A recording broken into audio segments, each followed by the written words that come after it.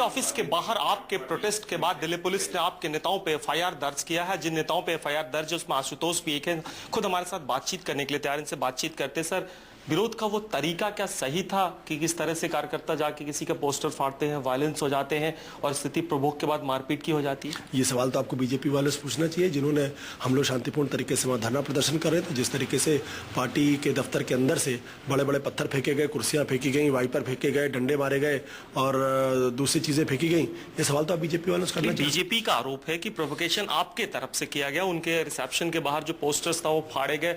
बहुत सारे लोग गेट बंद होने के बावजूद कूद के अंदर जाना चाह रहे, इसमें आपका भी एक नाम शामिल है। आपको लगता है कि मैं इतना पागल आदमी हो गया हूं कि मैं जाके कूद के अंदर चला जाऊंगा बीजेपी ऑफिस में? क्यों जाऊंगा भाई? आपके पास, हमारे ख्याल से न्यूज़ 24 के पास वो पूरी फुटेज मौजूद है। जो उस फुटेज को मैं तो कहूंगा कि आपका एडिटर अजीत अंजुम को मैं रिक्वेस्ट करूंगा कि वो पूरी जो फुटेज है जिसमें दिखाया गया कि मैं चढ़ने की कोशिश कर रहा हूँ, उस फुटेज को आप देखें, उसके ऑडियो को जरा आप करें और अब करने के बाद देखें मैं वहाँ क्या कह रहा हूँ। मैं दो बातें कह रहा हूँ। एक बात ये कह रहा हूँ, भाइयों आप लोग शांत हो जाइए, और दूसरी बात कह रहा हूँ आप लोग बैठ जाइए। एक शब्द अगर उसमें उकसावेगा तो कोई मुझे बताए। अब बीजेपी वालों का धंधा है प्रोपेगेंडा करना, तो मैं अब उनके प्रोपेगेंडा का जवाब थोड़ी देने के लिए बैठा हूं। चलिए सर, एक बात बताइए, वॉलंटियर्स गए थे, मॉडल कोड ऑफ कंडक्ट लगने के बाद गए थे, पुलिस को बिना इन्फॉर्म किए गए थे, और इसके बाद जब आप लोग बड़े नेता ज्वाइन किए, आप ज्वाइन किए, साजिया ज्वाइन की, तब प्रोवोकेशन बढ़ा और लोगों का एक क्रोध बढ़ गया।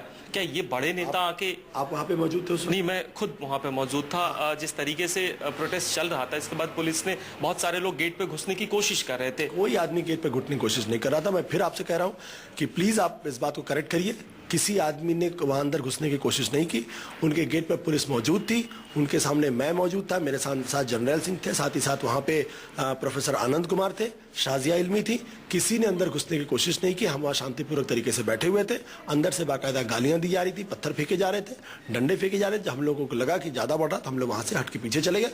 ये हो सकता है कि हमारे कुछ साथियों ने पत्थर फेंका हो, और अगर फेंका है तो हम उसके लिए क्षमा चाहते हैं, माफी मांगते हैं। और ये हमारी विचारधारा नहीं है कि हम हिंसा के तरीके से काम करते हैं। बीजेपी वालों की तरह हिंसा की राजनीति में यकीन नहीं रखते हैं। पुलिस की जो कार्रवाई थी, पुलिस ने आपके लोगों को अरेस्ट किया, कुछ बड़े नेताओं का भी किया। जो कह रही है पुलिस की अरेस्ट करेगी, जिन धाराओं के तहत किया उसमें सरकारी कर्मचारी पुलिस को काम करने से रोकने की भी धारा है। क्या लग रहा है ये धाराएं जायज हैं या अभी?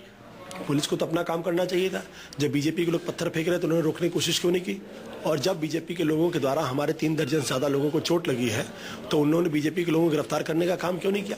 जो इस बात को दर्शाता है कि बीजेपी के साथ कहीं ना कहीं दिल्ली पुलिस की साठगांठ है। किसकी साठगांठ है? किसके प्रोवोकेशन से? सरकार तो बीजेपी की नहीं, फिर पुलिस बीजेपी से क्यों साठगांठ करने लगी? कभी कभी ऐसा होता है, कुछ लोगों को लग जाता है कि नरेंद्र मोदी देश के प्रधानमंत्री बनने वाले होते हैं, और कुछ जो अफसर होते हैं वो पहले से ही तैयारी करते हैं उनको कि रिटायरमेंट के बाद उनका फ्यूचर प्लान क्या होगा। तो कुछ लोग योजनाएं बड़े लंबे समय से बनी होती है। आगे क्या आप क्या करेंगे? आगे जो कुछ भी कानूनी तौर पर संभव होगा हम करेंगे। नहीं, पुलिस के इस कार्रवाई का सड़क पे विरोध करेगी या इस तरह के विरोध आगे भी जायज रहेंगे? हम जो कुछ भी कार्रवाई हमारे तय संभव होगा हम वो करेंगे। पुलिस आप पे अवेलेबल एफआईआर कर चुकी है। पुलिस अगर हमें गिरफ्तार करना चाहती है गिरफ्तार कर ले। मैं यहाँ पे शांतिपूर्ण तरीके से बैठा हूँ।